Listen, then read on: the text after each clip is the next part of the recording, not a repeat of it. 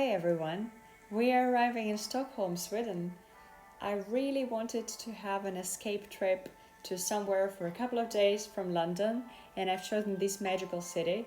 And it is actually really unique because it's built around 14 islands, and I would recommend you to check not just Gamla Stan, which is a very traditional thing to look at because it's an old town here, and I would also recommend watching things around Stockholm and definitely the tube stations, which are really unique and nice as art objects in Stockholm. But let's start from the day before. I had some issues with sound, but well, it's late at night or early in the morning, how you wish. And this is the day of me going to Stockholm. Actually, it's 2:30 at night, and I was washing my hair at night just to not have the problems with it in the trip. And then I was always thinking that the price for the tickets when you're flying out so early is so cheap, but then you find yourself in a new city, really tired, and the only thing is that the time of arrival is great, but you need to sacrifice the whole night before. So that's us starting our trip to Stockholm together.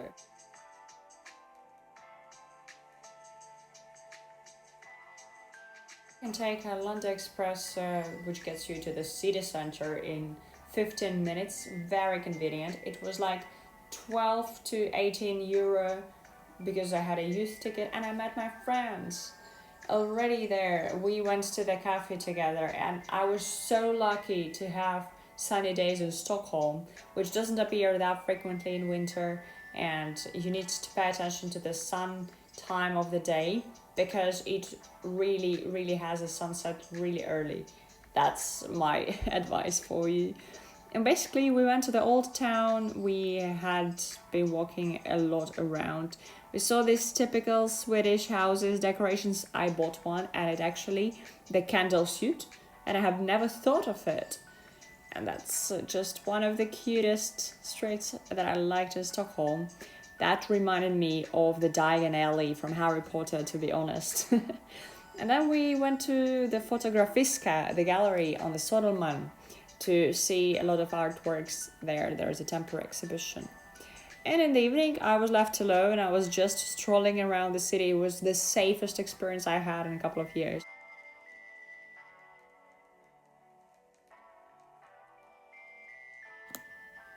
I've already checked in, and my room is on the fourth floor.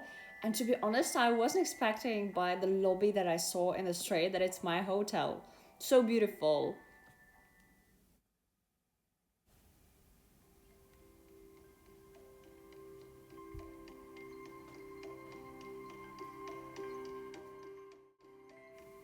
I actually got the cutest room.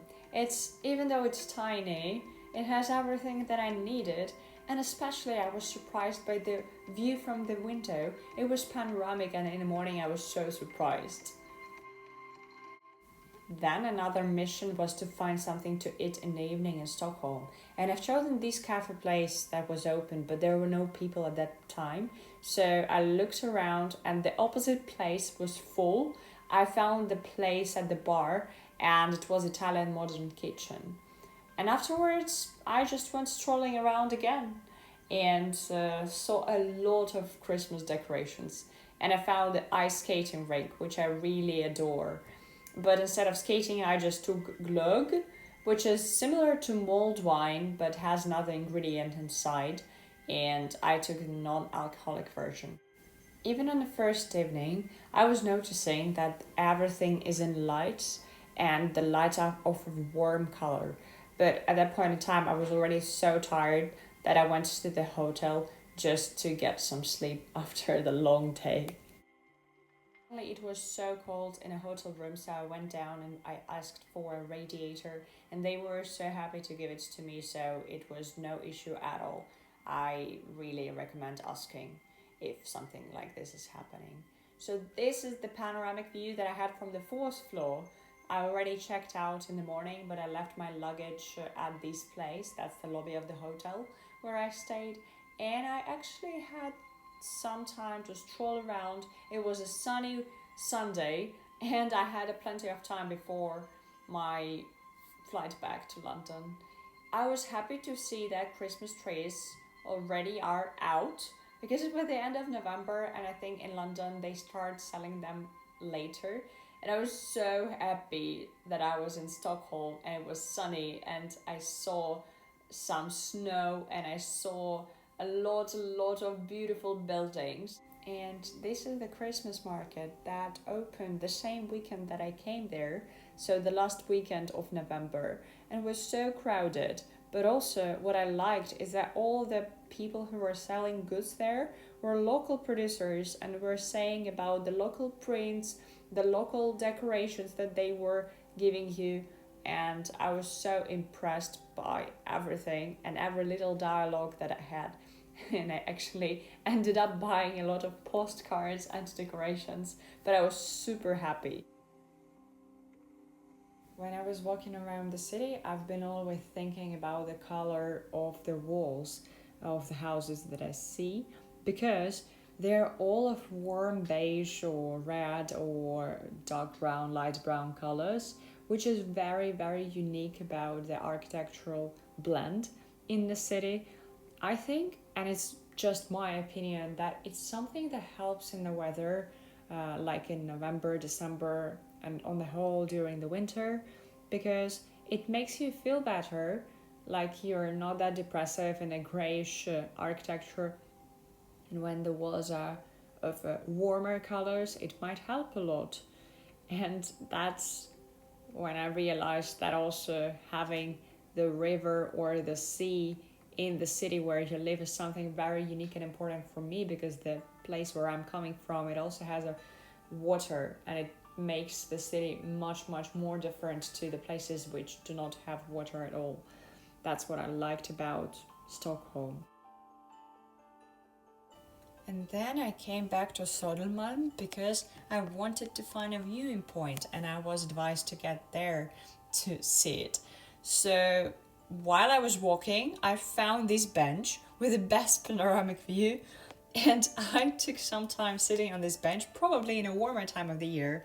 It's more convenient, but I was alone all this time while I was aiming to find another viewing point, and I was so surprised that no one is here. And then I just caught the inspiration and started taking pictures and videos of everything that was surrounding me, because it's so beautiful. And afterwards I just took a cappuccino because I was so cold and I couldn't feel my hands because I didn't wear gloves. And finally, we're on the viewing point where I was going to. It has another angle in comparison to the previous one that I showed, and it was already full of people.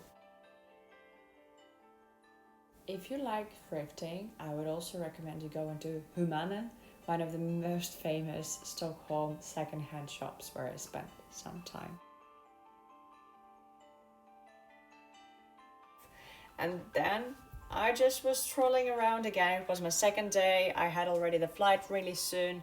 I saw the flea market on some of the squares, and just having the last glimpse of Stockholm, looking at this beautiful architecture, and just bringing myself back the inspiration for the couple of weeks in November and December that were left before the holidays and before my vacation.